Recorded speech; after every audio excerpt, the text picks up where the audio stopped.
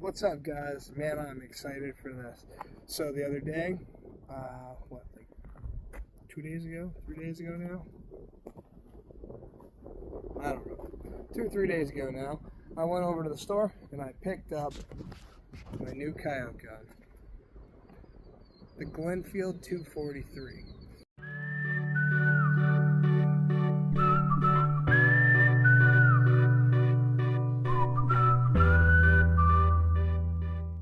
Now, for those of you who aren't familiar with Glenfield, which doesn't surprise me because I had never heard of it myself, Glenfield used to be a pretty big gun brand back in the day, back when our grandparents would have been kids, right? So they probably knew the name Glenfield if they came from a hunting family, or a rural area. They probably knew about Glenfields. The name had kind of not gone away, but it definitely wasn't as known. So, anyways, Ruger, when they started making the Gen 2 Predator, they said, hey, well, the Gen 2 Ruger American is what I should say. When they started making the Gen 2 Ruger American, they said, hey, we made a lot of Ruger American Gen 1s, and we sold a lot of them. I'll put the number here, but it's a lot. Well, anyways, so they sold so many units of that they didn't want to just, quit selling them. So instead what they did is they bought the name Glenfield. They bought all the rights to that. And then they started producing the Glenfield Model A, which the Glenfield Model A is literally almost identical in every way to a Gen 1 Ruger American. I'm going to show you here in a second. Super excited. Let's walk through this. So it's not completely done yet. I still have to mount a light. I don't know if I'm going to mount the light here or if I'm going to mount it on top of that pick rail.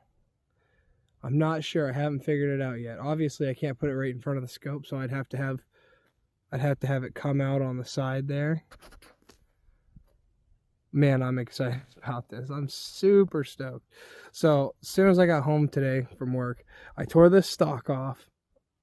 And when I tore the stock off, so these already have, I'll add a little short clip here, but these already have a spot for you to put the bolts down to add an ARCA switch plate or ARCA rail, however you want to say it. So, I came home, I drilled that out, I stuck some bolts and nuts in there, and I put it all back together. Then after that, I just came out here a couple minutes ago and I put the DNT scope on here, and this thing is super comfortable just where it sits. Now if you look here, my bolt action does not hit, it just rides right along in there. The reason I'm excited about that is because on my 22 mag I actually had to put a 1-inch riser, which wasn't a big deal. It was still pretty comfortable. It just kind of was a little awkward, and the lower down to the barrel you can get, the more accurate it's going to be usually. So there's that. But let's go back to this walkthrough. So anyways, Glenfield Model A 243. I bought this thing, and after taxes and everything was $446, not even $450. This thing's awesome. It's got an adjustable trigger. I should have done that while I had that off, but I haven't even shot it, so I don't know how much I want to adjust that, so I didn't touch it at all. But you can get in there and you can adjust the trigger. It's got that I'm not sure what Glenfield or Ruger calls the adjustable triggers on them. I will also add that right here. Anyways, it's really nice finish. Let's see if I can get my shadow out of there. Yeah.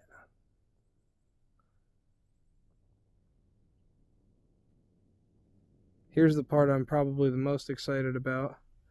So it already comes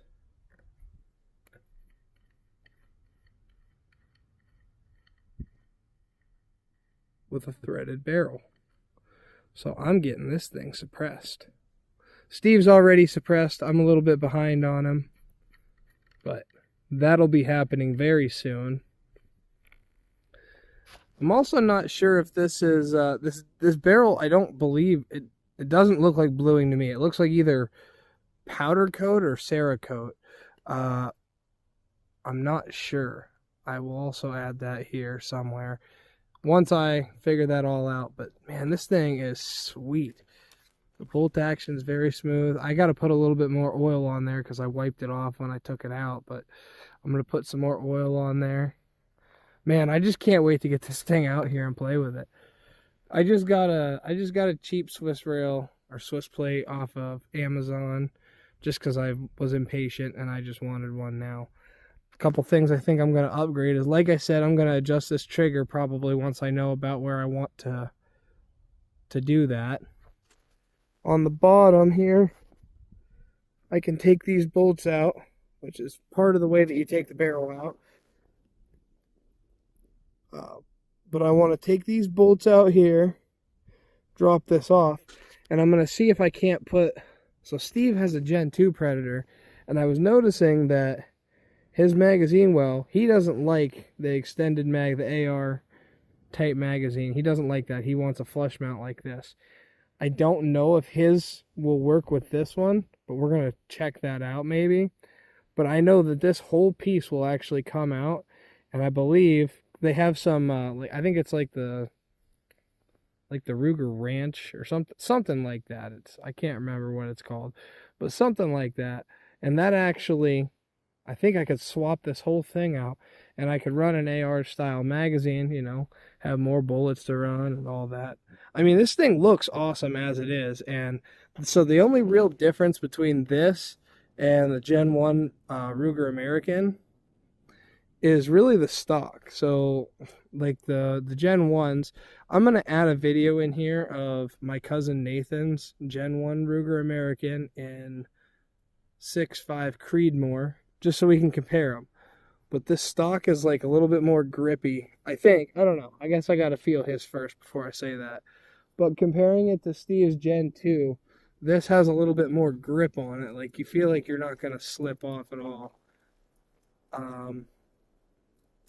The only other thing that I've noticed so far, I don't even know if you can see that or not, there's a G here instead of an R for Ruger. Ruger has they got like a red R on the bottom of it. This one just has the G for, you know, Glenfield, obviously. But this is just supposed to be like, they're just supposed to be good little cheap guns that anybody that wants to get out and go hunting, for no matter what you're hunting for, you know, whether it be coyotes or deer or bear or whatever you want to hunt with. This gun's affordable. It's reliable. They're accurate. Oh man, I'm excited. So like I said, I'm going to upgrade that. I'm going to figure out here soon whether I want to put the light on the front. I really am trying to lean away from putting it in the front, but I need to know how it's going to do off to the side like that, if that's going to not be great. I mean, theoretically, the light here is off to the side, so if the light did stick off to the side a little bit, I don't see that causing any issues. I'm going to put a suppressor on it, and you guys can comment down below what you think, but I'm really leaning at, there's a company called Whip Machine, and they sell what's called the Dirty 30. It's a 4-inch short suppressor. It's not as, you know, as quiet as like a Dead Air or a, oh, what the heck's the other one? Like a Banish. It's not as quiet as those, but it's $300. It's $300. I'm pretty sure it's a veteran-owned company. I'm going to try them out. And then maybe later on down the line, maybe I'll put a Banish 30 or a Dead Air Nomad. I think it's a Nomad 30. That's what Steve has, is the Nomad. I might switch. I'm not saying that I'm not going to, because I might. But I'd like to check out this Whip Machine Dirty 30 first. See what that's like on this. But man, I'm excited. There's just so many things that I have in mind for this, you know, upcoming season. Oh, I'm just pumped. So stay tuned. I'll put some videos, some other videos on here. I'm going to make, you know, a little bit more content around the DNT Zulu. The DNT Zulus V2 HD 2-20. I'm excited. All right, guys. Well, let's see you later.